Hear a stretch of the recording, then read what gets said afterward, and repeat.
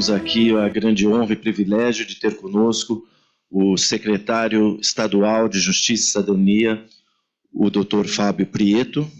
Então, gostaria de convidar o Dr. Fábio, a professora Roseli de Deus, a diretora do Instituto de Estudos Avançados, o professor Guilherme Ariplonski, coordenador-geral do GEMA Filantropia, da Universidade de São Paulo, e também eu vou chamar o Leandro, que está representando aqui, Leandro Juen, coordenador do sistema da Coordenadoria de Biodiversidade da Amazônia. Ele é da Comissão Executiva da COP30 da Universidade Federal do Pará, em Belém. Então, esse é um painel onde nós vamos ter a oportunidade de debater a temática atinente à justiça social, né? Então, eu gostaria de dar primeiro a palavra para a nossa anfitriã aqui, né, dar as boas-vindas ao secretário. Por favor, professor. Olá, novamente. É uma honra sediar este evento aqui, é uma honra receber o secretário, o Fábio Prieto, que é secretário de Justiça e Cidadania, aqui também nosso colega, o professor Ariplonski, e o nosso convidado aqui, Leandro, que vem representando a reitoria da Universidade Federal do Pará. Eu queria transmitir também as saudações da nossa vice-reitora, a professora Maria Armin da Arruda, que estava prevista para estar aqui, estou substituindo, que ela teve um imprevisto, uma questão de saúde, que a impediu de estar aqui conosco, e a gente espera que ela fique bem rapidamente, né? Então, aqui, em nome, né, da reitoria, agradeço a presença do secretário e a vocês que estão aqui. Então, acho que podemos... Professor, o senhor gostaria de fazer uma moderação, talvez passar a palavra para o secretário? Posso. Sim. Agradeço, cumprimento o Gerson na questão executiva e na questão de idealização, o senhor Cardoso, né? Cumprimento o GLIP pela realização desse terceiro evento, né? Terceiro seminário internacional. Fórum, seminário? Fórum. Ok, Fórum Internacional. E cumprimento o nosso secretário, é um privilégio tê-lo aqui. Cumprimento o colega Leandro, peço que me mande lembrança da professora Gilmar e a professora Loiane, que são o reitor e a vice-reitora, muito queridos, e que devem estar com a cabeça cheia por causa da COP, né? Que está chegando lá, e a professora Roseli, nossa diretora. Então, o Gerson pediu para eu moderar, na verdade, a palavra moderar implica que haveria ânimos exacerbados e que eu deveria moderar, mas acho que não será essa a situação, então eu vou mudar um pouquinho o papel e só fazer um brevíssimo comentário quando eu vi o título Inovação e Justiça Social. É muito oportuno, por duas razões, esse título. Em primeiro lugar, pela primeira palavra, inovação. Nós estamos na quinta-feira, na segunda-feira foi anunciado o prêmio, entre aspas, Nobel, porque ele, na realidade, vai na esteira do Nobel, né? É concedido pela Academia de Ciências da Suécia, com dinheiro do Banco Central, o equivalente da Suécia, não vem do patrimônio do Alfredo Nobel, mas é o Prêmio Nobel de Economia, e esse ano ele foi concedido para 3 pesquisadores no campo da inovação, justamente, né? Então, como se fala no interior, o cavalo de vocês marcha bem, né? Porque estamos fazendo o evento na semana em que a inovação é reconhecida internacionalmente como uma alavanca essencial para tracionar o progresso econômico, etc., etc.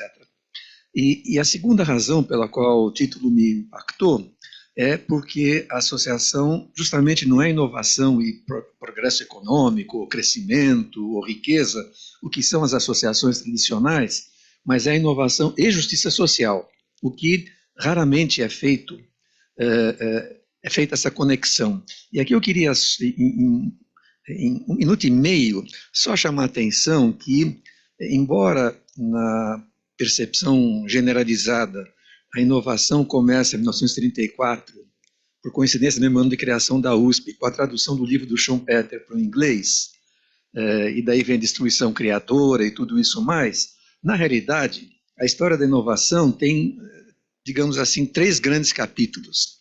O primeiro capítulo eu chamaria que é o inverno secular da inovação, onde a inovação na sociedade ocidental, que nós estamos falando, era mal vista. Para dar um exemplo concreto, em 1640, a Igreja Anglicana obrigava os bispos, os doutores significa professores universitários, e os professores das escolas a assinar um termo opondo-se à inovação, porque a inovação era entendida como uma quebra da tradição, etc, etc, etc. E, inclusive, os doutores de Oxford, que já existia há vários séculos, tinham que assinar que eram contra a inovação. A inovação, daí que, claro que havia inovação, mas as pessoas preferiam ser chamadas de inventores, né? Porque inovação era transgressão da tradição. O termo inovação ele é ressignificado no começo do século começo para metade do século XIX, e justamente por alguns pensadores dos 2 lados do Canal da Mancha, Saint-Simon na França, Owens do outro lado do canal, e que estavam preocupados com a enorme pobreza que existia em paralelo com uma riqueza ascendente da Revolução Industrial. E, a partir do que seria, então, entre aspas, um pensamento progressista, né, opunham-se ao pensamento conservador. Então, o termo inovação, ele passou a ser utilizado como uma alavanca para tirar as pessoas da pobreza, essencialmente isso. Então, a inovação era entendida como uma ferramenta de justiça social, econômica social, vamos chamar assim, né, usando o termo social de maneira mais ampla. E isso foi, então, o século XIX. A partir do século XX, passa a haver uma convergência entre ciência, a ciência dura, e a ideia de inovação. O Centro de Pesquisa de Empresas, o mais antigo da Dupont, né, 1900 e qualquer coisa, depois vários outros, e gradativamente a inovação perdeu esse sentido de ser um instrumento de justiça social, de melhoria das condições das populações vulneráveis, etc., etc., né? O espírito de progresso versus o espírito de conservadorismo, e passou a ser aquilo que é mais falado mesmo, né? Um instrumento de riqueza, enfim, de briga de países, como a gente vê hoje, e por aí vai. Um instrumento geopolítico hoje em dia. Mas, enfim, então, eu queria só chamar a atenção que, na verdade, o título Inovação e Justiça Social resgata a origem histórica do olhar positivo sobre inovação. Então, com isso, eu queria mais uma vez cumprimentar o GLIP pela realização do fórum e, em particular, dessa sessão, e passar a palavra, se concordar, ao nosso caro secretário de Estado para suas considerações. Mais uma vez, muito obrigado pela sua presença na universidade. Bom dia a todos, obrigado. Agradeço ao Gerson, Damiani, também aqui a Roseli Lopes, a Marli Leite, que está aqui, que é pró-reitora de Cultura, o Zé Roberto Cardoso, conselheiro da GLIP, o Leandro Ruan, que é coordenador do Centro da Biodiversidade da Amazônia, o Ramiro Jordan, que está aqui do Instituto Superior de Tecnologia Avançada em Lisboa, ao Guilherme Plonsky, que é coordenador-geral da Gema Filantropia, e as senhoras e os senhores pela presença.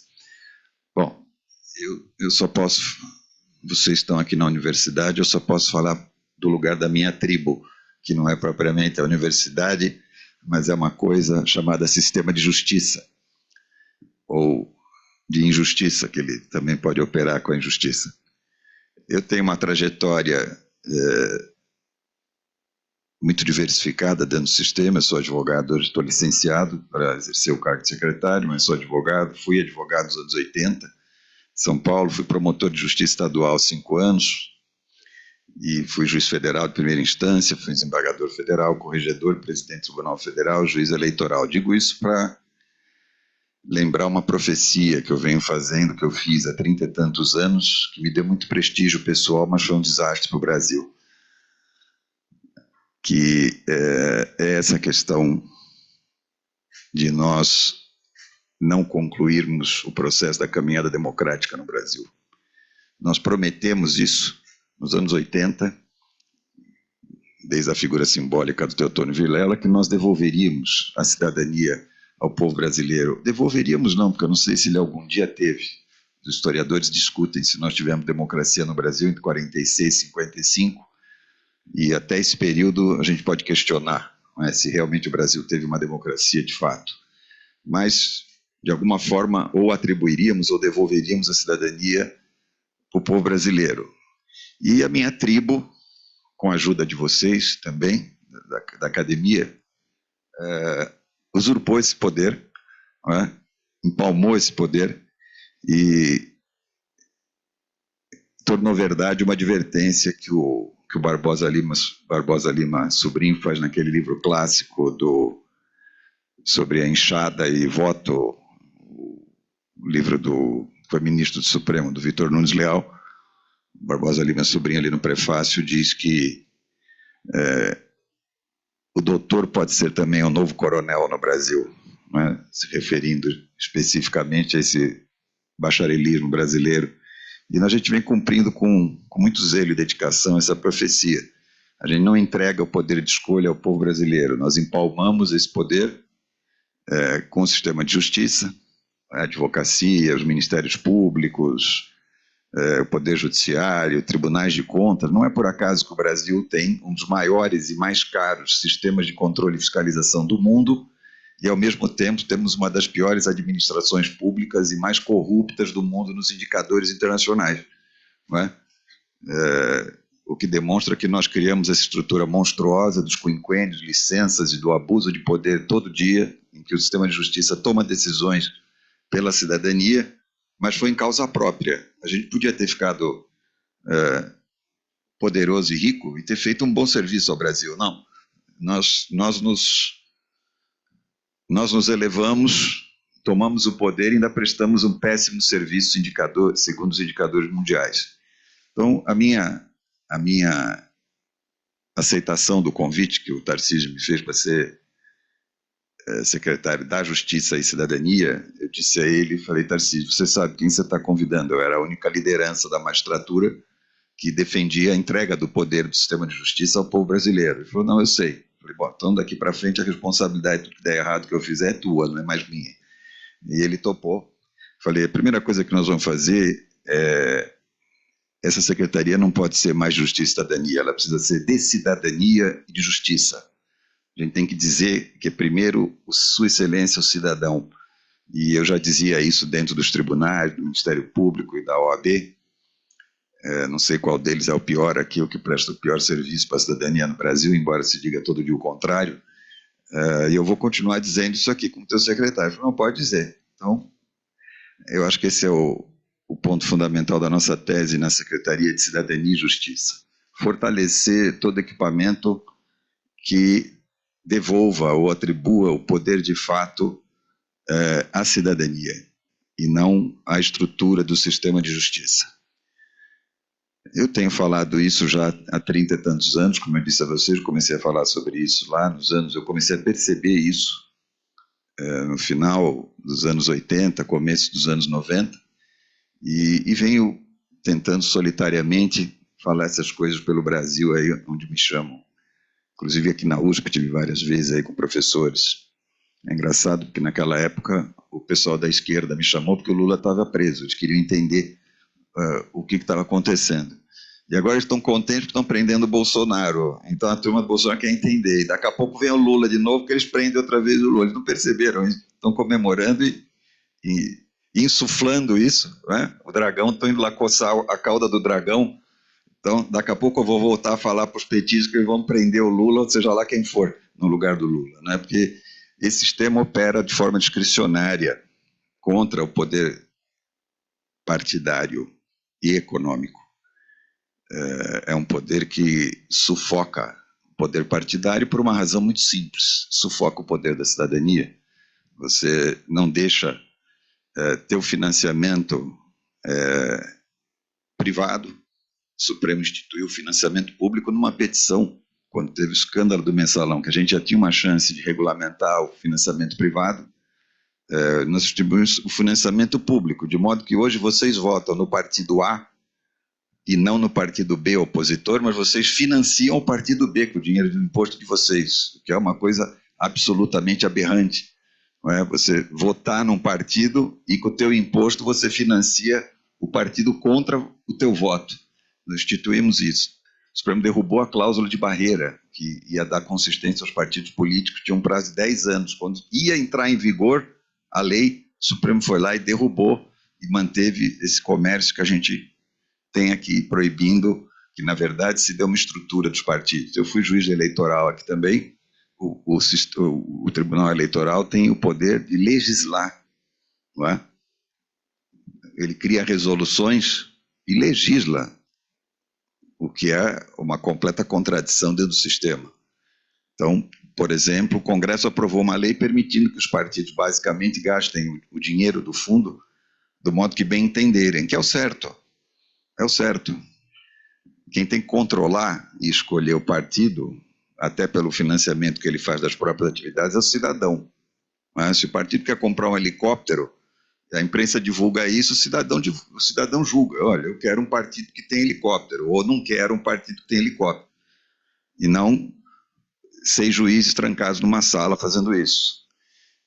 Essa lei que diz que o partido pode fazer tudo, e eu acho que a lei está certa do Congresso Nacional, ela foi interpretada, por exemplo, pelo TSE. E os TSE regulamentou essa lei dizendo o seguinte: pode gastar em tudo, até em helicóptero. Só não pode fazer 2 coisas. Você, como dirigente partidário, você não pode pagar contador, não é? Assim, eu amarro a mão dos partidos, que ele fica cegas, e também não pode contratar advogado. Aí eu tampo os olhos dele e deixo ele andar de mão amarrada e cego.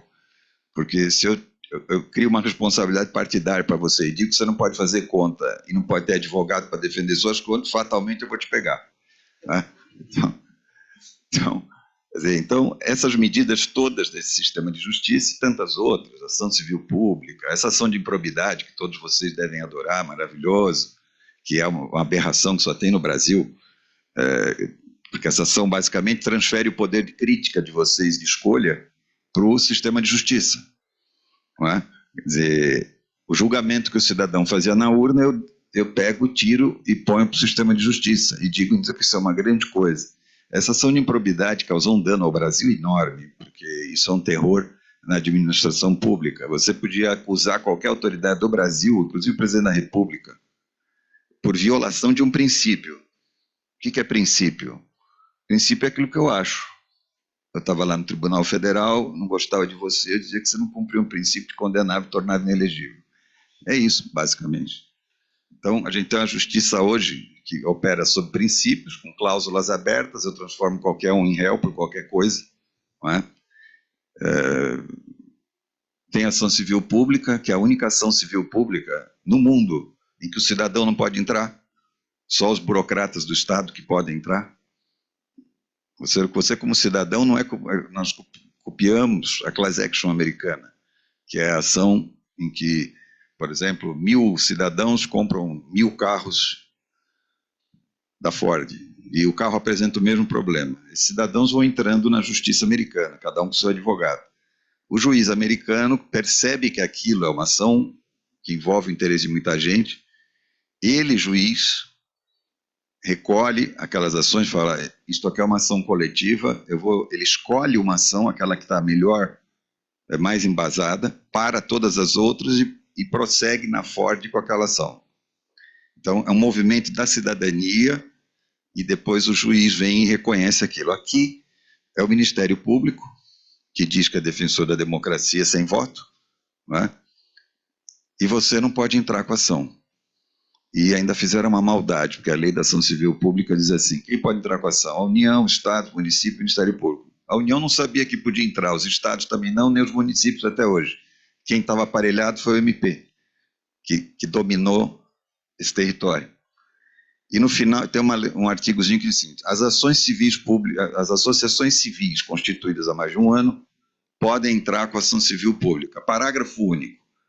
No caso das associações, haverá condenação em honorário, haverá condenação de sucumbência, inclusive para os diretores da associação. Ou seja, diz assim, não vem aqui entrar com ação, que eu vou te condenar. Só nós, os burocratas, é que vamos dominar. E que foi o que aconteceu. A gente tem um domínio absoluto das ações civis públicas pelos ministérios públicos. E vocês veem condenações aí absurdas, né? Outro dia um restaurante aqui, uma cadeia de restaurantes no seu trabalho, foi condenada a 50 milhões de reais porque não cumpriu uma norma qualquer das milhares e milhões que tem no Brasil. E esse dinheiro vai para ONGs. Várias ONGs convidam os juízes e promotores, e em algumas eles são, digamos assim, quase proprietários das ONGs. Então, você tem um círculo contra a cidadania, uma captura do sistema cívico, e com esses instrumentos todos, não há quem governe o Brasil. Não é? Pode ser da esquerda, pode ser da direita, pode ser do centro, pode ser o que for.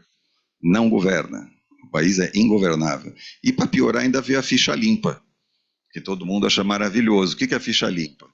Por exemplo, nos Estados Unidos não tem ficha limpa, lá tem democracia. Então, nessa eleição, tinha lá um cidadão, tal de Donald Trump, um juiz foi lá e o condenou. Deu uma sentença condenatória. O cidadão americano pegou aquela sentença, ele julga a sentença do juiz. Ele fala, esse juiz aqui está certo. O cidadão que achou que o juiz estava certo votou Partido Democrata. O outro cidadão falou, não, esse juiz está abusando do poder, ele é um juiz partidário. Essa sentença, primeiro que ele não tinha competência, como de fato não tinha. Segundo que era uma acusação que ele transformou em 34. Terceiro que não era um crime, era uma contravenção na melhor hipótese punitivista. Esse que viu isso, falou, votei no Donald Trump. Aqui como seria? O juiz dá a sentença, vai para o Tribunal Eleitoral dizer se você vai poder votar ou não. É o Tribunal Eleitoral que tira a tua prerrogativa de cidadão. Ele caça o teu direito de voto, porque ele diz, eu julgo essa sentença, ela é boa e, portanto, eu tiro esse candidato da disputa. Então, essa lei da ficha limpa, todo mundo acha uma coisa maravilhosa, ela é um AI-5 da cidadania. Não é? Eu chamo essas três leis o triângulo das bermudas da cidadania, ação civil pública, de improbidade e ficha limpa. Quer dizer, uma das coisas que a gente precisa fazer é extinguir e devolver ao povo brasileiro a prerrogativa de julgar se um candidato condenado, por exemplo, até por corrupção, se ele pode ser ou não candidato. Não é? Porque eu julguei muita gente acusada de corrupção, uma parte eu condenei e outra parte eu absolvi. E o povo tem que ter essa prerrogativa acima da magistratura. Inclusive para dizer que aqueles casos que eu absolvi deveriam ter sido casos de condenação. Porque a justiça eleitoral no Brasil, eu dei um exemplo de condenação que toca os brios partidários de todos vocês, tenho certeza, os que são contra ou a favor de um Trump, por exemplo. Mas esqueçam isso e pensem agora nos casos em que a justiça absolve notórios corruptos, por filigranas e por tecnicalidades. Você, como cidadão, tem que ter o direito de ir lá e dizer essa justiça que absolveu esse candidato é uma justiça parcial, ineficiente ou até corrupta. Devia ter condenado. E aqui a gente acaba não tendo esse debate também, porque o judiciário aqui ele está assumindo uma prerrogativa que, como disse aqui o nosso professor, era uma prerrogativa que vinha de tempos outros, pré-liberais, em que o judiciário dita a verdade. E o poder judiciário, como qualquer poder do Estado democrático, do Estado liberal, nenhum poder dita a verdade. Quando muito, depois de morrer muita gente, muita fogueira, muita perseguição de todos os espectros políticos pelo mundo, a gente descobriu que esse poder não devemos dar a ninguém. Então, a gente tirou o poder do Estado ditar a verdade. Onde ele dita a verdade? No nazismo. No nazismo, o juiz alemão, quando condenava você, ele estava ditando a verdade. Ele não estava te julgando. O juiz alemão, aliás, há uma diferença entre o Estado comunista e o Estado nazista, porque a lei soviética permitia ao juiz comunista condenar por analogia.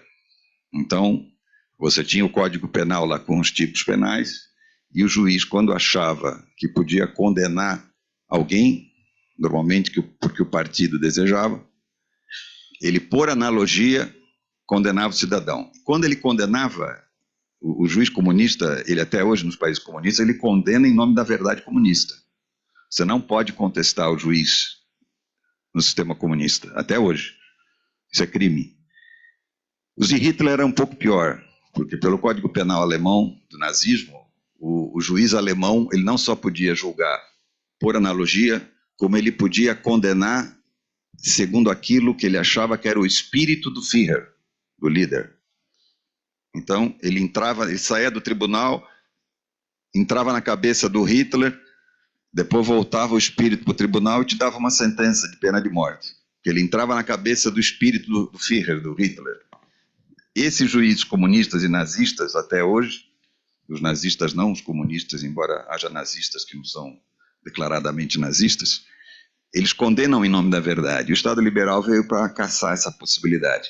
O que se concede à magistratura é a busca da verdade. Essa palavrinha, ela foi colocada ali porque a gente matou muita gente em fogueira, fuzilou muita gente, cometeu muita injustiça, então é uma prova da prudência e da moderação.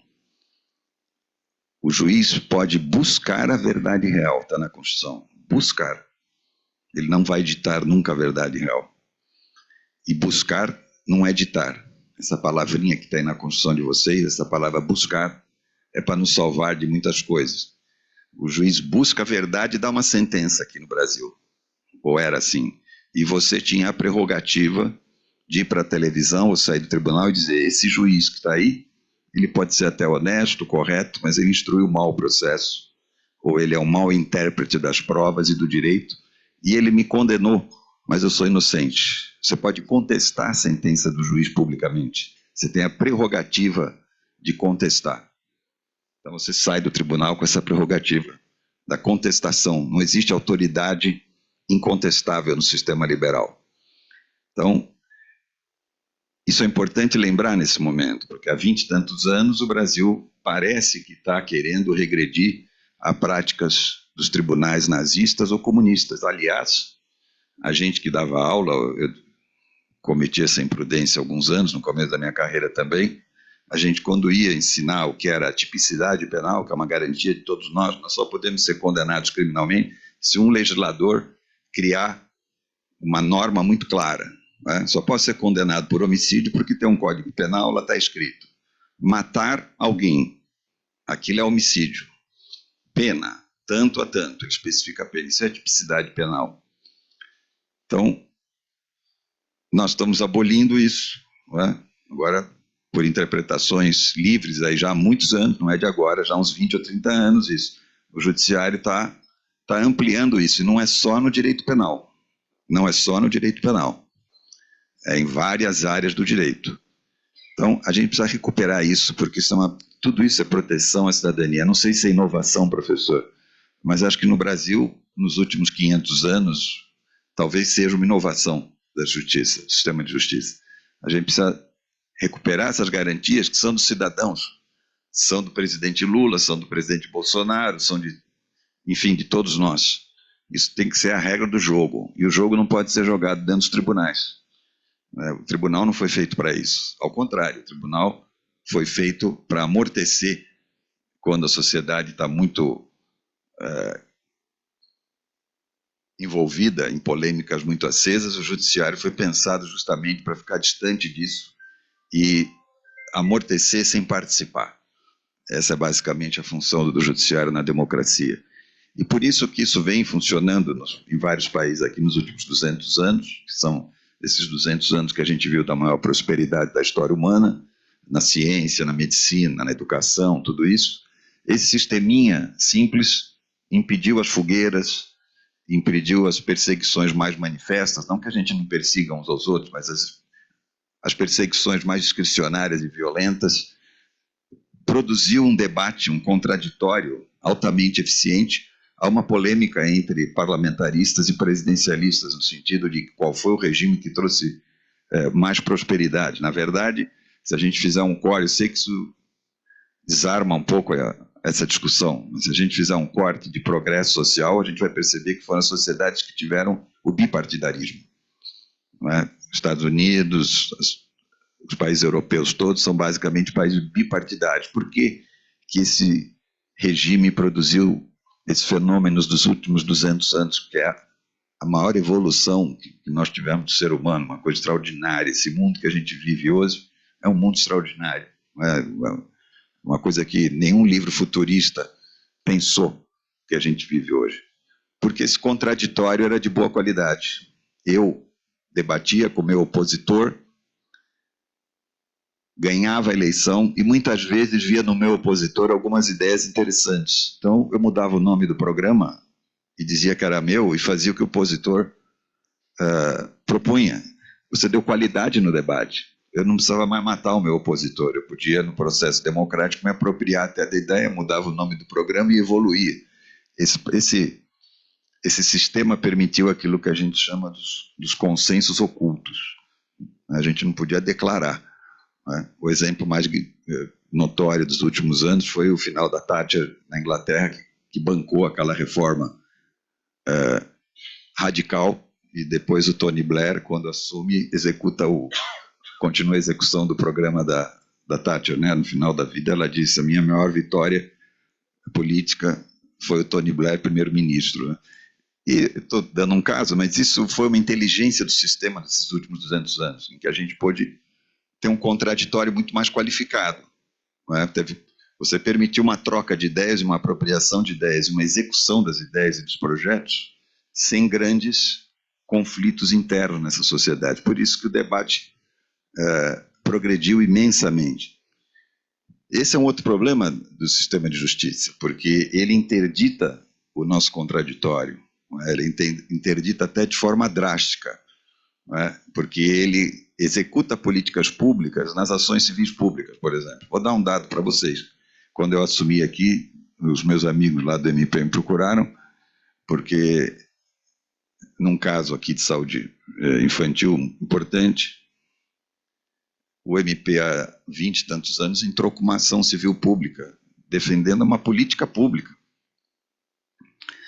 E a ação foi vencedora e transitou em julgado. 20 e tantos depois, a medicina virou, não, isso aqui vai causar um mal para a infância. E aí que tem o trânsito em julgado, que se você faz política com o trânsito em julgado, você impede essa dinâmica do contraditório. Como é que faz? O MP veio lá desesperado. Bom, o que nós vamos fazer? Vai ser um escândalo se a gente executar isso aqui. Nós vamos apanhar das entidades médicas, das entidades dos pais, vai ser uma catástrofe. Eu falei, olha, faz um acordo sobre o trânsito em julgado e rescinde, na verdade, essa maluquice que vocês fizeram, para que a infância não seja violentada por vocês. Né? Tem que fazer. Mas estou dando um exemplo, ia causar um mal imenso aqui a rede pública de ensino em São Paulo contra as crianças. Porque você faz política com trânsito em julgado, que é a mesma coisa do que você instituir uma morte do contraditório, porque o trânsito em julgado, né, a dinâmica parlamentar, ela é uma dinâmica circular, certo? Todo dia a gente vê no Brasil aí um partido se apropriando até das ideias dos outros, muitas vezes. Né? O sujeito critica o programa, ganha a eleição, ele muda o nome do programa e toca para frente. O PT, por exemplo, fez isso com o Fernando Henrique. Não é? A herança mal, ele pegou todos os programas, juntou tudo, mudou o nome e disse que é um programa novo. Ótimo. E posso contar outros partidos que se apropriaram de ideias do PT também. O que é maravilhoso.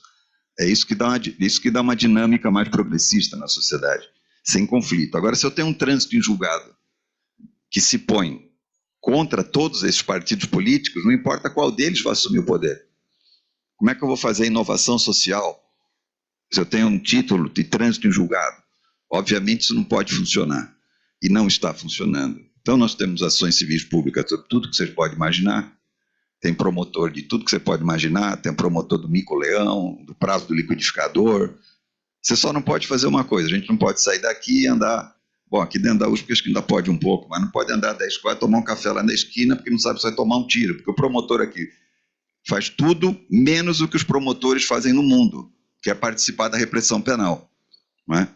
Aliás, Hitler tem uma experiência interessante com isso, porque Hitler, quando consolida o poder, ele pega o Ministério Público alemão, que só tratava basicamente do crime, tinha algumas coisas de órfãos, uma coisa lateral, e Hitler põe o Ministério Público para atuar nos tribunais nazistas.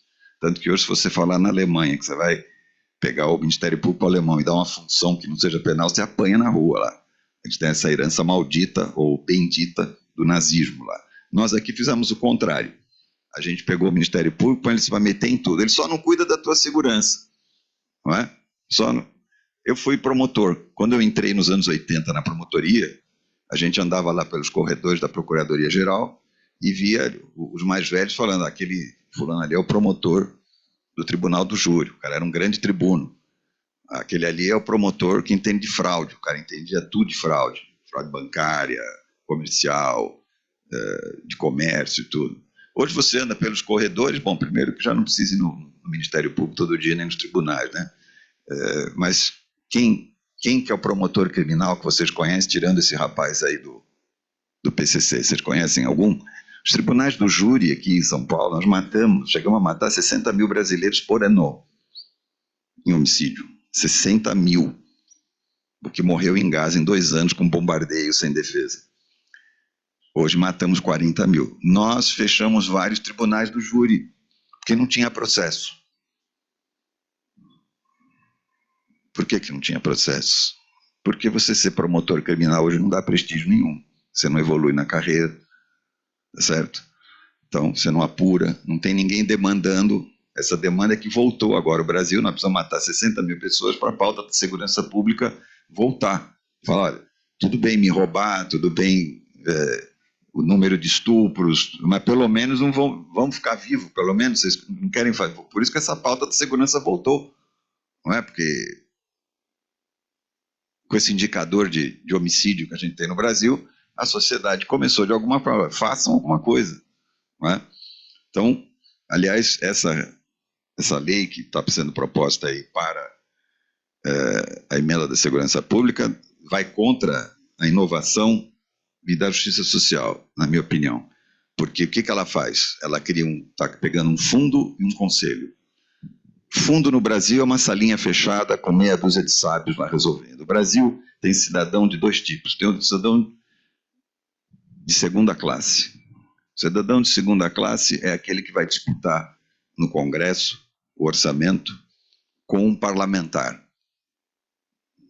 E tem toda aquela dificuldade para você pegar uma verba no orçamento, como nós sabemos. O cidadão de primeira classe no Brasil, por exemplo, na União, tem 250 fundos públicos. 250. São para nós aqui, na verdade. 250 fundos públicos. Esse é o de primeira classe, porque esse sabe entrar a porta com ar-condicionado, o carro com motorista, o seu amigo com quinquênio, licenças, etc. E esse vai lá e bate na porta certa e pega o dinheiro do fundo público. Essa emenda está propondo mais um conselho agora, quando a gente tem que fazer exatamente o contrário. A gente tem que dar responsabilidade no voto. Isso é que funcionou nos países. A questão da segurança pública, o cidadão tem que tomar algumas opções no voto. Eu acho que não deve ser em todos os delitos, mas em alguns delitos deve. E ele vai aprender que tem custo de penitenciária, tem custo de polícia, tem estratégia policial, tem limites de proteção da lei penal. Há coisas que se aparecem na segurança pública, são menos da segurança pública, são de outros processos sociais. Então, o cidadão vai aprender, vai ter autoria, primeiro ponto. E segundo, vai ter responsabilidade. É possível que até nos plebiscitos que a gente pudesse fazer no Brasil, o cidadão votasse de modo, digamos, aspas, pior do que o consenso que os juízes têm sobre determinados delitos. Até isso é possível, mas isso é um aprendizado, e isso dá autoria e dá responsabilidade. E a gente está tirando a autoria, não deixa o povo brasileiro definir essas matérias, e ao mesmo tempo tira uma responsabilidade. Então, a gente precisa, na verdade, se quer inovar no Brasil e fazer a tal justiça social, é devolver a cidadania para o povo brasileiro. Sabendo que, inclusive, ele pode cometer mais erros em alguns temas do que aquilo que nós aqui, diplomados e nós que temos acesso à educação mais privilegiado, não é? Sabendo que pode confrontar o nosso conhecimento, inclusive, mas isso é uma dinâmica pedagógica, não tem trânsito em julgado. O cidadão vai pagar a conta quando ele errar também. Nos Estados Unidos, por exemplo, tem estados em que o cidadão vota e estabelece penas violentíssimas para furto. Não é nem roubo lá, o roubo é o furto com violência, é o furto. Depois de uns anos, tem um monte de gente presa lá, o que é bom do ponto de vista de aplacar a violência. Porém, começa a ter um custo sobre o sistema orçamentário do Estado. E aí o cidadão começa a pensar, fala, bom, será que se a gente diminuir um pouco a pena, a gente não consegue o mesmo efeito sem sobrecarregar o sistema orçamentário e fiscal? Então, o cidadão vai aprendendo também que essas coisas têm responsabilidade, que ele tem que pagar por isso. Então, isso é fundamental, porque o nosso sistema judiciário não tem responsabilidade sobre nada. Inclusive, ele executa as suas próprias decisões contra o orçamento, que não tem rubrica para sentença judicial. Não é? A gente sabe que tem o tal do precatório, que é depois que ele entra. Não é? Eu condeno, comunico à União, ao Estado, ao município, depois ele separa uma verba. Mas quando eu faço política pública, é imediato. Então, essa anarquia fiscal. A Secretaria da Saúde de São Paulo, por exemplo, que é um dos maiores orçamentos do Brasil, 10% dela, até alguns anos, era movimentado por liminares e sentenças. Vocês imaginem o caos total que se promove na saúde pública. Não é? E você inventou, claro, quando você joga o judiciário para definir, por exemplo, a questão da saúde pública, a tendência do juiz natural, quando ele está diante de um caso concreto, de uma pessoa que aparece ali na frente dele, ele não sendo médico, ele só tendo a documentação médica daquela pessoa, qual que é a tendência natural? Ele dá a liminar e a sentença. Ele vai avançando. Por isso que o Brasil virou laboratório de experiência de grandes indústrias farmacêuticas que nós pegamos. Né? Eu, por exemplo, julguei, quando era presidente do tribunal aqui, tinha um hospital num país estrangeiro, não vou falar qual, e tinha lá um pesquisador brasileiro, médico, e eles estavam desenvolvendo um tratamento para uma doença terrível, que as crianças morrem em um ano e meio, a criança tem um processo enfim, pavoroso até falecer. E eles estavam testando lá uma nova medicina, obviamente com a indústria farmacêutica dentro do hospital, e pegavam crianças aqui no Brasil, não é? O sujeito entrava com a ação aqui, com um laudo lá de fora, dizendo que tinha um tratamento que podia salvar. Vocês imaginem o drama, todo mundo aqui, não é? Uma criança pequena, você sabe que vai morrer da pior forma possível. Ele dava a entender que aquilo podia ter uma solução. O advogado contratava uma subcelebridade, ia para a televisão, nesses programas da tarde, punha lá a criança, pobre, provocava um movimento de opinião, pedia dinheiro doado para o povo, ainda não satisfeito em jogar conta para o sistema de saúde brasileiro, pedia dinheiro para a população. A população, na sua generosidade, impactada, todo mundo, o sujeito estava lá, um doava R$1, outro doava 10, outro doava 5. Para resumir, cada conta de cada criança dela tinha milhões. Uma tinha 8 milhões, outra tinha 5 milhões, eram várias crianças que ele pegou. E o juiz, naturalmente, vendo aquilo, o que o juiz faz? Se pode dar liminar para tudo, como o Supremo dá, né, o exemplo vem de cima, o juiz dava os liminares, os juízes federais. E eu vi isso, falei, bom, aqui só tem um jeito de parar esse negócio, né? Eu vou manter a liminar, mas antes vou mandar esgotar o dinheiro da poupança privada que o povo deu antes de botar o dinheiro do INSS. Acabou, sumiram todas as ações, porque obviamente os milhões, o tratamento milionário era pago pelo INSS e aqueles milhões não iam para o tratamento, devem ter tido um destino que não era poético. Então, eu mantive a liminar, falei, não adianta caçar, que tem que manter, só que eu vou mandar executar primeiro o dinheiro, bloqueei as contas e mandei esgotar o dinheiro que a população havia doado, que também não tinha como retornar o dinheiro. Então, com isso, a gente bloqueou esse movimento. Mas tenho vários casos. O Brasil virou pista de testes de várias questões. Isso foi denunciado pela imprensa, inclusive, porque aqui você pega uma liminar e executa qualquer coisa no plano da saúde. Então, a gente precisa devolver isso para o povo. Quem eleger o presidente A, B ou C sabe que vai ter lá no Ministério da Saúde, como sempre teve, um grupo de cientistas, médicos, especialistas em saúde pública, que eles avaliam os remédios, as drogas novas, e vão ter a responsabilidade por aquilo. E a gente contesta. Olha, tem um tratamento novo que o governo X, com o conselho que ele nomeou, não aprovou. E está aqui, eu faço o debate público, como é nos outros países. Ele devia aprovar, você contesta o governo naquilo. Agora, quando você trouxe isso para o sistema de justiça, nós temos esse caos total no sistema de justiça.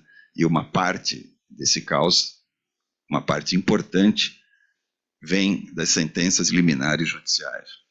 Então, esse podia dar N exemplo para vocês aqui de intervenções descabidas do Poder Judiciário e custosas. Isso aqui é importante, porque eu volto ao começo da minha fala. Eu podia estar com esse regime que nós temos hoje no sistema de justiça, com os prédios maravilhosos, o orçamento bilionário, e podia entregar pelo menos uma coisa boa para o povo brasileiro. Não, nós estamos entregando uma coisa ruim. A nossa geração, o legado da nossa geração no sistema de justiça vai ser lembrado na história como uma intervenção indevida e de pouca utilidade social. Nós não deveríamos fazer esse tipo de intervenção, e se fizéssemos, que pelo menos tivéssemos entregado um serviço público bom para a cidadania. Mas nós não fizemos nem uma coisa nem outra, nem praticamos a autocontenção, e quando nos arvoramos a decidir, decidimos muito mal e de forma ineficiente para a sociedade. Eu acho que a gente precisa vender essa ideia da justiça social, retomar e acabar a caminhada democrática, devolver ao povo brasileiro as suas escolhas, sabendo e dizendo para ele, você vai ter autoria, mas não se esqueça, você vai ter responsabilidade. Hoje você perdeu a autoria e é responsável, porque com a tributação nós pagamos esse sistema ineficiente que está aí. Essa conta você já está pagando, você vai continuar pagando, só que ela vai ser mais dependente das suas escolhas. Esse discurso precisa ser feito, e o povo entende perfeitamente isso. A gente tem essa questão da tutela, né? Para acabar, só vou contar um caso do eleitoral. Eu era juiz aqui do eleitoral, e subiu ao tribunal um caso em que um prefeito do interior, uma cidade pequena, claramente empregou o recurso público em uma obra que não fazia em pessoas com o nosso padrão, ou com o padrão de um juiz, o menor sentido social. Mas o prefeito pegou e fez aquilo lá. E o Ministério Público levou esse caso a julgamento aqui no Tribunal Eleitoral de São Paulo. E os meus colegas logo falaram, não, essa obra evidentemente não faz nenhum sentido, vamos condenar esse prefeito. Eu falei, não, realmente para nós, para quem lê os livros que nós temos a oportunidade de ler, porque nós que viajamos, nós que temos acesso à cultura, é evidente que essa obra não faz nenhum sentido. Mas essa obra não é ilegal. E, portanto, nós não podemos caçar esse prefeito, porque nós temos mais cultura que o prefeito. A sociedade vai acabar aprendendo lá de alguma forma, alguém vai falar mal desse prefeito, na rádio, no jornalzinho, na praça pública, e vai eleger um outro prefeito. Vai imputar essa responsabilidade. Nós não podemos tirar o prefeito do jogo, ele não cometeu uma ilegalidade. Ele cometeu uma obra, também pode-se dizer, ele executou uma obra que, por critério de uma pessoa que tem acesso à cultura, realmente não está longe de ser uma prioridade do município. Obviamente que eu fiquei vencido, foi 6-1, o prefeito foi condenado e se tornou inelegível. Então, esse é um dos muitos exemplos, né, que eu poderia dar aqui sobre o excesso de intervencionismo do sistema de justiça contra a cidadania. E, a meu ver, esse é talvez um dos maiores problemas do Brasil, porque a gente interrompe um contraditório, a gente radicaliza o contraditório, na medida em que você começa a trabalhar com o direito penal o tempo todo e com o direito sancionador em cima do partido político. Os partidos políticos estão sempre comemorando a prisão do outro, mas o sistema inverte rapidinho o negócio. Ele muda muito rápido, como de fato mudou, se vocês pegarem aqui. Os prisioneiros desse sistema, a gente teve uma mudança radical ideológica. E ele vai continuar operando. Então, os partidos precisam parar de festejar esse tipo de coisa, porque isso está criando esse círculo vicioso e de radicalização. Porque se eu sou político, estou o tempo todo ameaçado de prisão, qual é a minha primeira reação? Se o sistema não muda, é prender o outro, não é? É jogar. Eu não quero ser preso, então vou fazer um discurso radical, já que o sistema vai prender alguém, que prenda você, não a mim. E vice-versa. Quando o outro assume, ele faz alianças com esse sistema, já que ele não pode derrotar o sistema. Então, a gente precisa mudar esse sistema, porque esse sistema de direito penal, de sanções, de improbidades, fichas limpas e todas essas mentiras, não é? Ele radicaliza o debate. Ele é um elemento de radicalização. O problema do Brasil não é a polarização. Eu quero que tenha um debate dos partidos antagônicos aqui, e me aproprio das ideias que eu acho boas de um ou de outro. Não tem problema nenhum.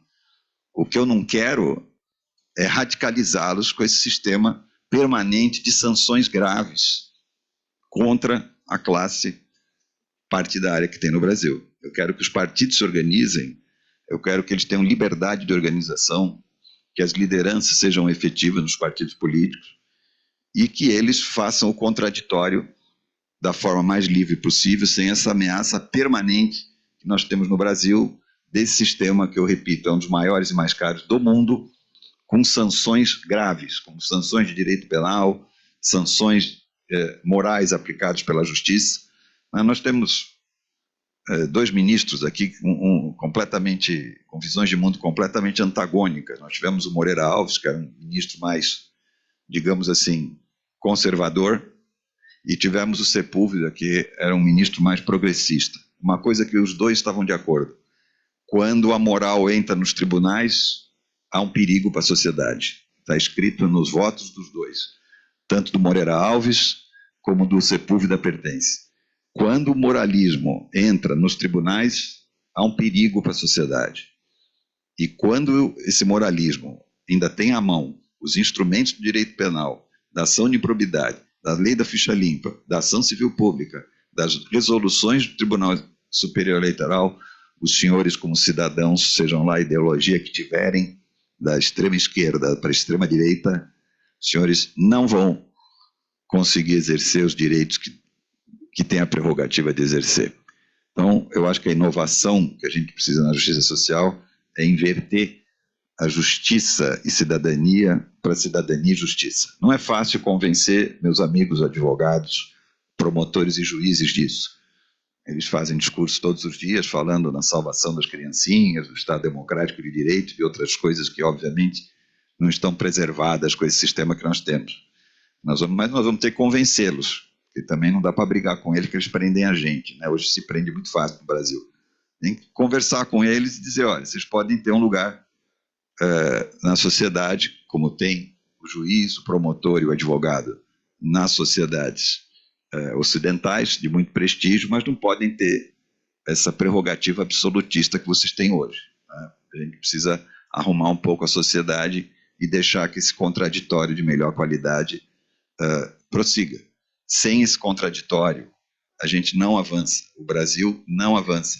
É um país que a gente não consegue ter um projeto nacional, nenhum partido, né? O PT, que é um partido mais organizado, ainda tem um plano um pouco melhor nisso, mas também fica refém, está toda hora tendo que pedir a prisão de alguém. Agora já foi preso e agora pede a prisão do outro, e daqui a pouco, se bobear, vai ser preso de novo. Isso não é porque é o PT, ou porque é o PL, ou porque é o PP. Isso é o sistema funcionando. Então, a gente impede essa discussão, inclusive, de um projeto nacional. Os partidos têm que ter isso, têm que entrar no debate e produzir um contraditório virtuoso de debate, sem as ameaças desse Tércios que paira sobre tudo e sobre todos, não é? e que vem desqualificando o nosso desenvolvimento. Basicamente é isso. É um país que cresce mediocremente há anos, não só por isso, obviamente, há muitos fatores, mas esse certamente é um dos fatores. Como é que você tem um poder, que é esse poder do sistema de justiça, que exerce política pública sem responsabilidade? Não é? Não pode funcionar. E não funciona e não vai funcionar. Nós não vamos ensinar o mundo com essa nossa experiência. O mundo, ninguém veio aqui copiar o Brasil até agora. Ninguém quer esse negócio. Não pode ser bom. Não é? Aliás, nós já estamos chamando a atenção do mundo aí de forma que não é boa. Não é? Melhor a gente parar com isso. E fazer o que estava todo mundo fazendo. Não é? O Ministério Público vai atrás do crime, o juiz julga as questões pertinentes ao sistema de justiça, a advocacia cumpre lá o seu papel, que é defender, nos defender, que é o que ela deve fazer, não é? Não tem que ficar aí dando palpite sobre tudo, até sobre novela, né? Isso não faz o menor sentido. E o país vai dar protagonismo para outros setores, como vocês aqui, por exemplo, a universidade, que tem que ter um protagonismo. Não é? Quem tem que aparecer falando é professor, não é? São agentes públicos, os médicos. O juiz não tem que estar na televisão todo dia, como ele está aqui. Isso é uma disfunção. Não é? O juiz está todo dando palpite sobre tudo na televisão. Parece programa de fofoca da tarde, né? De programa de gente velha que fala sobre energia nuclear, jardinagem, falam sobre... O juiz, hoje você liga a televisão, ele está dando palpite sobre energia nuclear, aí ele fala sobre jardinagem. Ele fala, bom, mas como é que nós vamos organizar um país assim? Quando é que ele vai ao tribunal? By the way, né? Essa é a pergunta, né? Meus colegas quando começou essa história, lá atrás, a turma dizia, não, o juiz tem que ir, tem que se relacionar com o povo. Eu falei, mas quem te disse isso? Demorou 10 mil anos para o povo nos trancar aqui na sala, vestido de preto, estudando o processo e lendo, que é uma coisa chata, diga-se de passagem, né? Mas, o que vai fazer? Alguém precisa fazer isso. Falei, por que agora você quer tirar a toga e ficar passeando aí, dando palestra? Ninguém quer te ouvir. A pessoa quer sentença. É? Para não ficar aqui falando só coisa triste, vou contar um caso engraçado. Um dia eu apresento o tribunal, me liga uma juíza federal, e lá do Mato Grosso do Sul, e falei, doutor, presidente, nós estamos aqui, nós vamos fazer o juizado itinerante. Vamos descer um rio e vamos atender os ribeirinhos. O oficial da Marinha já havia me ligado antes, falou, doutor, os juízes estão pressionando a gente aqui, nós não temos dinheiro para atender os ribeirinhos, nem quando precisa, agora eles querem passear com o nosso barco aqui, se eu puder ajudar a gente. Eu falei, pode deixar aqui comigo, o senhor nem precisava ligar. Aí me liga a juíza. Eu falei, mas a senhora quer descer o rio aí, atender os ribeirinhos, a senhora é juíza federal, o que a senhora quer fazer? Eu falei, não, presidente, nós vamos atender os ribeirinhos, vamos dar documento. Nós vamos dar documento. Eu falei, mas minha filha, a senhora custa uma fortuna para o contribuinte para fazer sentença. O sujeito que dá documento é aqui num cartório, uma coisa barata. O que a senhora quer fazer descendo o rio? Não, o senhor está sendo muito duro comigo. Não, é que alguém tem que falar em nome do contribuinte, coitado, que não está aqui, por acaso sou eu. Não é? Um de nós dois aqui tem que falar em nome do contribuinte, do pobre do contribuinte. Ela falou, não, mas veja bem, presidente, eu vou dizer para o senhor, é que eu vou me inscrever num prêmio de uma revista de mulheres, e esse trabalho, agora do juiz está fora do gabinete, as pessoas gostam muito. Eu falei, olha, a senhora pega no final de semana, aluga uma lancha com seu dinheiro, a senhora ganha bem e desce o rio, tira a fotografia e inscreve a senhora, indo lá, entregar, não sei o que a senhora vai fazer, entregar documento, o juiz federal não pode fazer isso, não sei como é que a senhora vai fazer. Mas a senhora não vai fazer isso. Aí ela começou a chorar, porque acho que ela lê aquelas revistas femininas de segunda classe. Eu falei, olha, esse truque também não vai estar indeferido. A senhora pode chorar quanto a senhora quiser aqui comigo, somos amigos, mas a senhora não vai, nem chorando, nem rindo, não adianta, não perca seu tempo. E naquele ano não foi, mas depois ela foi e ganhou o prêmio da revista. Quando eu saí da presidência, ela desceu o rio lá com o dinheiro e ganhou o prêmio da revista não sei o quê. Então, esse é o juiz que nós estamos tendo aí. O juiz com o dinheiro de vocês está descendo o rio, fala de energia atômica, de jardinagem, e ele não está lá para julgar os 80 milhões de processos que nós temos dentro do judiciário. 80 milhões. Eu atendia sempre os juízes, as minhas estatísticas sempre em cima da minha mesa. O advogado entrava, ele tinha, doutor, está aqui minha estatística, ó. Se eu quiser falar, está aqui, meu serviço está aqui. E eu atendia os juízes sempre com o mapa de sentenças aberto. Os juízes sabiam disso.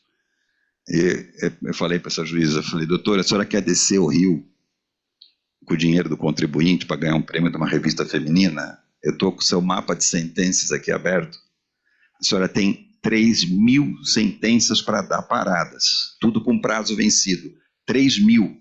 Desses 3.000, deve ter aí uns 300 ou 400 casos de ribeirinho, que a senhora não julga.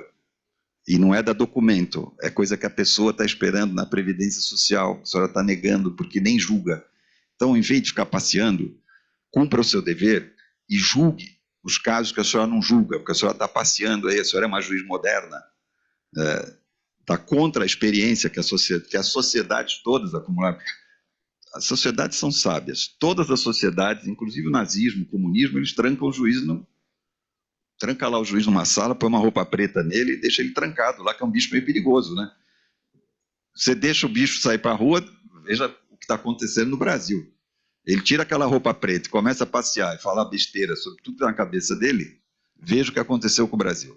Então precisamos voltar o juiz, o promotor para a promotoria, o juiz tem que estar no gabinete, o advogado tem que estar advogando, não tem que estar falando besteira aí sobre jardinagem, energia atômica e novela, para nos defender, que é o que é importante, e a gente tem que liberar o cidadão para a rua, voltar com o cidadão brasileiro para tomar suas próprias decisões, seja para que partido for, seja para que ideologia for, porque a sociedade vai voltar a ter uma consciência sobre a responsabilidade cívica.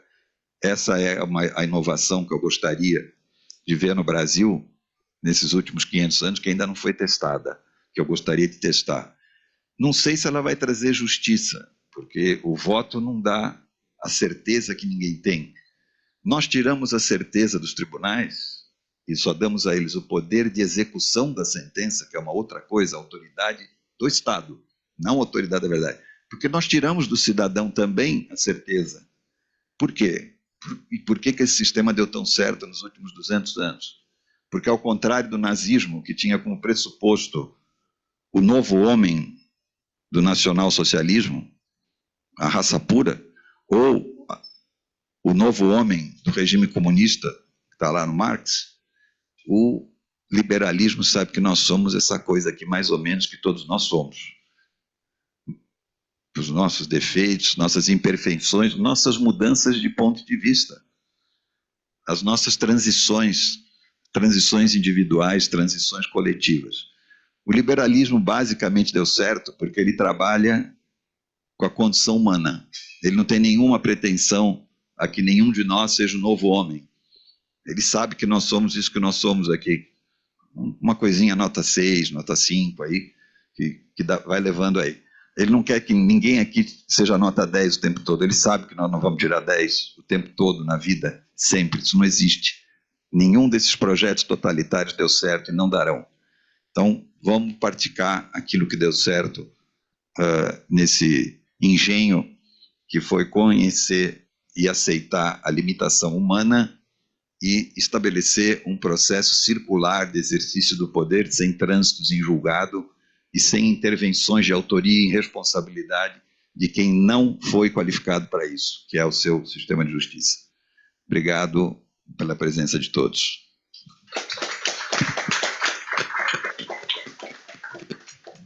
Bem, eu queria agradecer enormemente a sua fala. Eu diria, se fosse usar uma palavra, uma fala cidadã. Eu acho que essa é a palavra que resume. Na cultura brasileira, a gente tem alguns ditados antigos, né, que, se eu entendo, passam pela sua fala, né? Aos amigos tudo, aos inimigos a lei, não é? Nós temos os cavalcantes, os cavalgados, é o que se fala lá no Nordeste, e por aí vai. Eu acho que o senhor levantou um conjunto de temas que mereceriam, dos os organizadores, talvez uma reflexão para um próximo evento, focalizar nessas questões. Eu vou me permitir, evidentemente, não comentar, porque falta de competência em primeiro lugar e não é o meu papel, mas eu não posso deixar de comentar de mencionar apenas uma coisa, que em 1925, há exatos 100 anos, um cabo do exército alemão derrotado na Primeira Guerra, preso, lançou um livro chamado Minha Luta, e, enfim, e o resto é conhecido, exatamente há 100 anos. Bom, muito obrigado pela sua franqueza, por nos abrir tantas questões. E eu acho que agora, Leandro, você poderia assumir aí? Olá, boa tarde a todas as pessoas presentes. Gostaria de convidar à mesa o secretário Fábio Pietro, professora Roseli, professor Guilherme. Um agradecimento muito especial ao professor José Cardoso, ao professor Gerson, pela generosidade e abertura desse espaço, que para nós é muito importante. Mostrar um pouquinho do que nós estamos fazendo, ou sonhando, ou tentando lá na Amazônia. E gostaria de manifestar o pedido de desculpa do professor Gilmar Pereira, que é o nosso reitor. No momento ele está em Brasília lutando para que nós tenhamos mais espaço dentro da COP, porque nós conseguimos espaço na Blue Zone, temos feito uma atividade muito intensa de reunir várias instituições da Amazônia, mas infelizmente nós temos somente uma credencial. Vou ter que interromper aqui. Desculpa te interromper. Eu vou me despedir de vocês, porque eu vou pegar um voo para Brasília agora. E, infelizmente, não vou poder privar da sua palestra, dos debates aqui com vocês. Queria agradecer mais uma vez o convite a todos vocês, muito obrigado. E vou pedir licença, me permita, desculpa interromper, me permita sair. Brasília não é um lugar que eu gosto muito, mas sou obrigado a ir para lá, então eu preferia ficar ouvindo você, não tenho a menor dúvida. Mas desculpa e obrigado. Felicidades.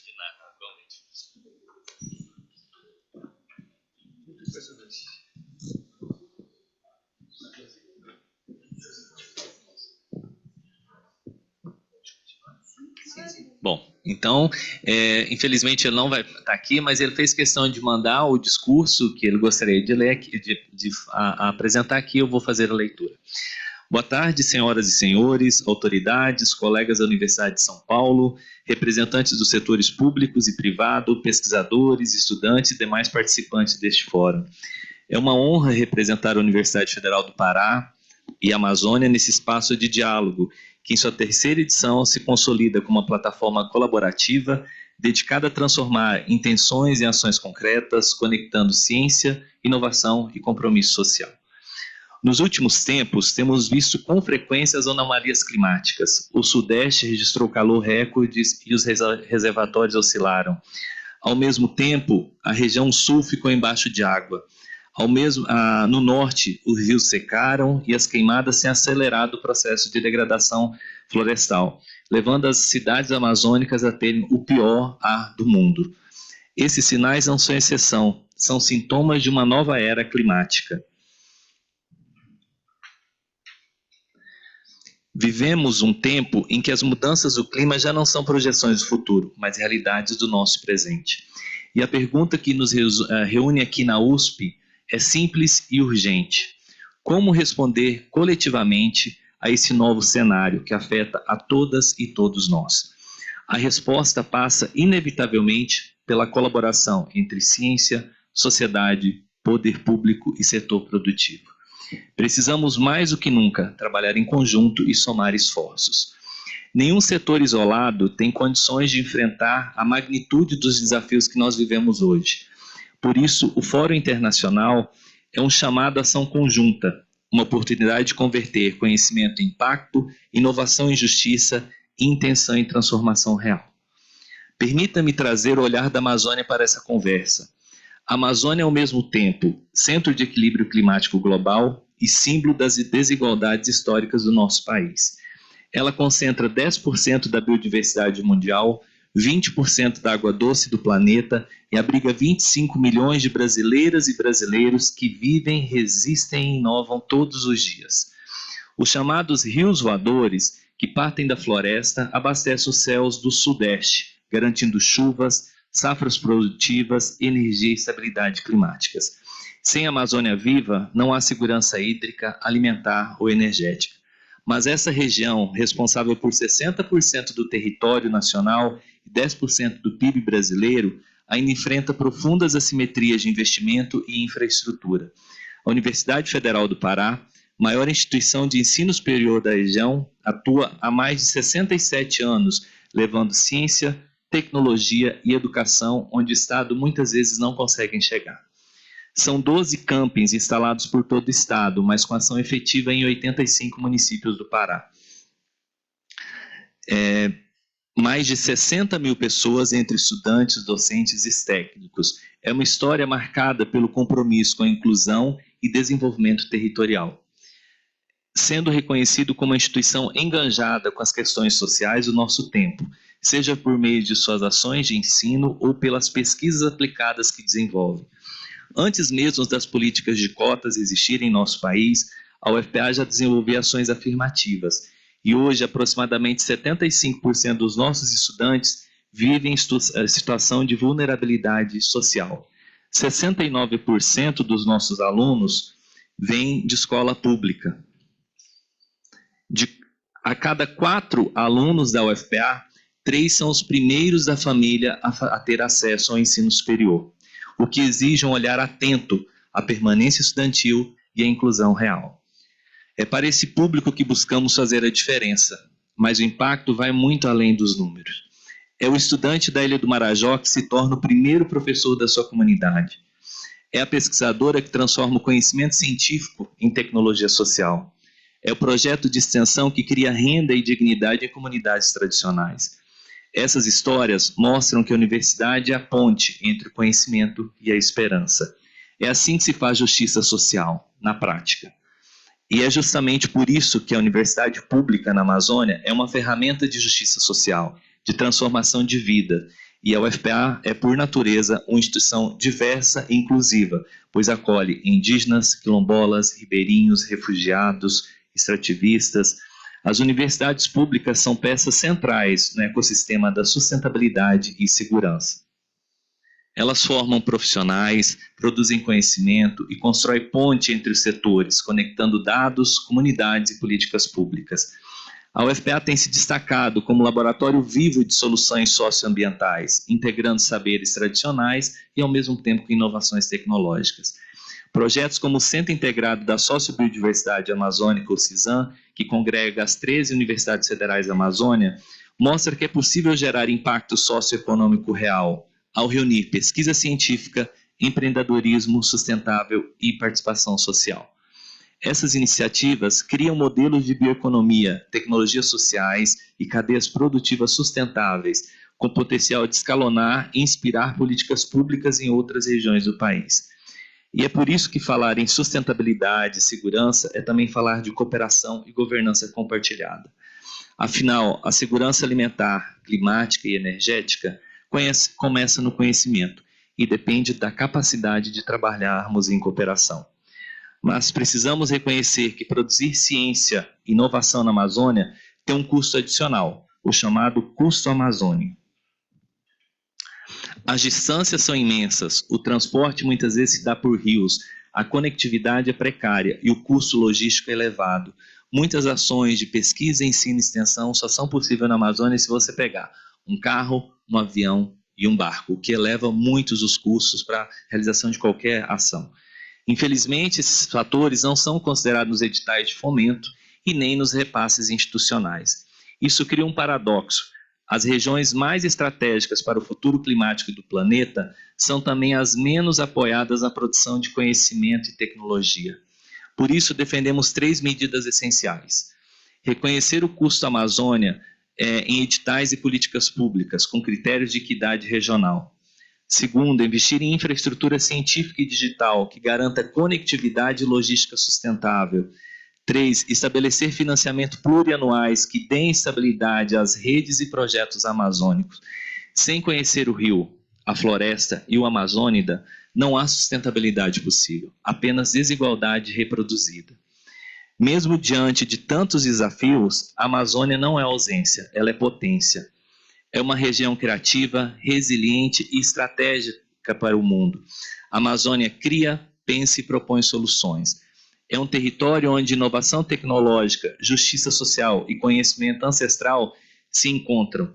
O movimento Ciência e Vozes da Amazônia, articulado para a COP30, nasceu com o objetivo de amplificar essas vozes dos povos indígenas, ribeirinhos, quilombolas, agriculturas familiares e pesquisadores locais, que são as pessoas que mantêm de fato a floresta em pé. E são justamente essas pessoas que não são ouvidas ou não são respeitadas nesse momento de COP30 que estamos vivendo. Para que possamos ser inseridos, ouvidos e que possamos participar dos debates das questões climáticas. Essas são as vozes que sustentam a floresta viva, e é com elas que continuamos a lutar. Sem ouvir os amazônidas, não há Amazônia viva, e sem Amazônia viva, não há planeta sustentável. A realização da COP30 em Belém, este ano, é um marco histórico. Será a primeira conferência climática global realizada na Amazônia, no coração da floresta.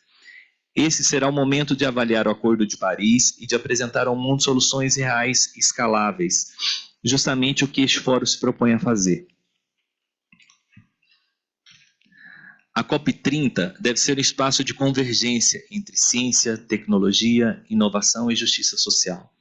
E as universidades públicas têm papel central em forjar parcerias com empresas, governos e comunidades para transformar evidências científicas em políticas e ações concretas. A Amazônia é e deve ser reconhecida como o maior laboratório natural de sustentabilidade do planeta. Este fórum nos lembra que o futuro não será construído por um único setor, mas pela soma das nossas forças. A sustentabilidade, a segurança alimentar, climática, energética e social depende de alianças estratégicas, de cooperação técnica e de confiança mútua. Precisamos de políticas públicas que incentivem inovação responsáveis, de empresas comprometidas com a transição ecológica e de universidades que formem profissionais capazes de unir propósito e tecnologia. A Amazônia pode e deve ser o coração de uma nova economia brasileira, baseada em bioinovação, energia limpa e valorização da sociobiodiversidade. Mas isso só será possível se a ciência e os saberes locais caminharem lado a lado, com equidade territorial e ética global. Meus amigos e minhas amigas, a Amazônia é o espelho do planeta. O que acontece lá reflete o que nós somos e o que escolhemos ser. Temos ciência, tecnologia e vontade de mudar. O que falta é coragem política e compromisso coletivo. A COP30 será a oportunidade de mostrar que o Brasil pode liderar uma nova forma de desenvolvimento, onde crescimento, inclusão e sustentabilidade caminham juntos. Por isso, deixo aqui um convite, que a USP, a comunidade científica, o setor produtivo e o poder público se unem a nós no compromisso pelo curso amazônico. Reconhecendo os custos, os potenciais e as responsabilidades do território que mantém o planeta em equilíbrio, porque cuidar da Amazônia é cuidar do Brasil é cuidar do planeta. E acreditar na universidade pública é acreditar no futuro. Muito obrigado.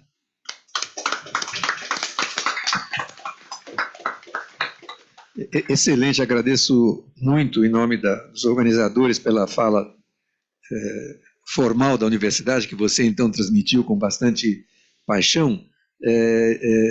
De novo, não farei comentários, apenas duas brevíssimas anotações. A primeira, que de certa maneira o que você nos transmite é também o que o nosso secretário falou, o espaço para a cidadania, né? No caso, os amazônidas, né? E as amazônidas, mas é a mesma questão. E o segundo é que tive o privilégio, prazer de estar junto com outras universidades, enfim, pouco tempo atrás, 3 meses atrás, na Federal do Pará, justamente para tratar do terceiro ponto, que é o orçamento plurianual, tentando avançar na questão da implementação do artigo 207 da Constituição, que prevê autonomia, inclusive de gestão financeira. e que a gente, felizmente, aqui em São Paulo, Santa Catarina e Rio Grande do Norte, Paraíba, felizmente as estaduais têm, mas as universidades federais, como é o caso da Federal do Pará, ainda não gozam. Então, a gente está muito junto e considere que, na última frase, o primeiro pedido, né, que a USP esteja junto, a gente não pode responder pelo setor empresarial, nem pelos outros setores, mas pela USP eu acho que pode levar ao reitor Gilmar e à vice-reitora Loiane, né, a mensagem de que a gente já está junto. Eu pergunto ao Gerson se a gente teria um tempo para questões, perguntas. Infelizmente não ao secretário que teve que se ausentar, mas como é que está o tempo aí? Talvez uma, né? É? Ele tem que sair para almoçar, mas não sei se uma pergunta. Por favor. Se vai uma pergunta, particularmente no caso para o Leandro, né? Respondo da justiça, eu vou responder. Mesmo da justiça social? Só para fins de gravação, só você, por favor, se identifica para que a gente possa ver. Oi, meu nome é Volker Minks, eu sou pesquisador aqui, eu fiz doutorado na Exalc, mas originalmente estudava na Humboldt em Berlim. E meu assunto é cidades verdes, como criar áreas verdes dentro da cidade e novos lugares para a produção de alimentos dentro da cidade com tecnologia e inovação. E minha pergunta é, você falou, Leandro, de paradoxo. Paradoxo é uma coisa que, ao contrário, dois pontos, né? Nós temos a grande área verde, floresta de Amazônia, mas, no outro lado, nós temos população e as cidades, e nós queremos desenvolvimento. E desenvolvimento sustentável com novas tecnologias. Mas esses desenvolvimentos traz também população, traz desenvolvimento de várias produções, de resíduos, de poluição. Como fazer essa tradição de desenvolvimento e segurar, proteger a floresta de Amazônia, essa água, os rios, né, no futuro. Muito obrigado, professor, pela pergunta. Eu acredito que a primeira coisa é a gente não tentar importar sistemas de outras regiões para a Amazônia. Por exemplo, colocar soja por toda a Amazônia, a gente já viu que dá muito errado. Eu acredito que a resposta poderia estar na sociobiodiversidade. A floresta da Amazônia é muito rica, o potencial de bioeconomia é gigantesco. Qualquer coisa que leve a grandes escalas, por exemplo, o açaí hoje, o açaí já está em grandes escalas, está virando uma lavoura. Eu acho que a possibilidade da Amazônia seria a diversificação, tem uma biodiversidade gigante. Nós temos que usar essa biodiversidade a nosso favor. Tem um potencial, quer para alimentos, farmacêutica, então tem muitas coisas que dá para fazer. E principalmente os extrativistas, os povos originários, eles vivem há séculos com esse sistema e de forma muito sustentável. Então a gente tem que olhar para eles e aprender com eles. Por incrível que pareça, como você destacou bem, a questão paradoxal, né? Em Belém, a universidade fica em frente a uma ilha que é cheia de floresta, mas Belém é uma das cidades que tem a menor quantidade de área verde do país, gente. Não tem árvore na cidade. Então, eu creio que nós precisamos de muitos projetos dentro da cidade para isso, para mudar essa mentalidade. E está no papel das universidades, eu acho, na formação. Muitas vezes, o que já tem na sociedade, a gente não consegue mudar muito, mas conseguimos mudar, conscientizar as pessoas que estão em processos de formação hoje, é a grande chave da gente conseguir vencer essa luta aí para mudar esse sistema. Obrigado. De nada. Mais alguma última pergunta? O Leandro estará no primeiro painel da tarde, então teremos mais oportunidades de conversar com ele. E aí, à tarde, eu vou apresentar um pouco os projetos e o movimento, um pouco mais. Professor Roseli, então, concluir em nome da casa? Eu separo do almoço? Não, eu acho que esse tema que a gente não conclui a conversa, né, eu acho que é um tema que tem que ser aprofundado e acho que assumir esse papel, a universidade assumir o papel de fomentar os ecossistemas de inovação, de estreitar o diálogo, né, com a sociedade, da gente reconhecer onde a gente está inserido, né, qual que é o território. Eu acho que isso é muito importante. Nosso reitor, né, já esteve lá na Universidade do Pará, a gente tem uma parceria, né, já formalizada, inclusive. Então, acho que é muito importante a gente fazer essas trocas, né, de realidades diferentes. Algumas tecnologias não vão servir, a gente vai ter que falar, mas, assim, acho que os princípios, como né, já foi dito, a gente está num único planeta, né? Então, os princípios, eles navegam em cada contexto, a gente tem que ver como é que a gente atende esses princípios. Então, muito obrigada.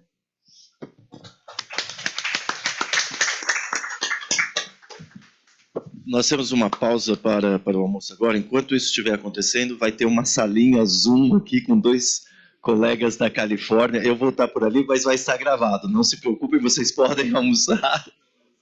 Tá? E retornamos, então, às 14 horas.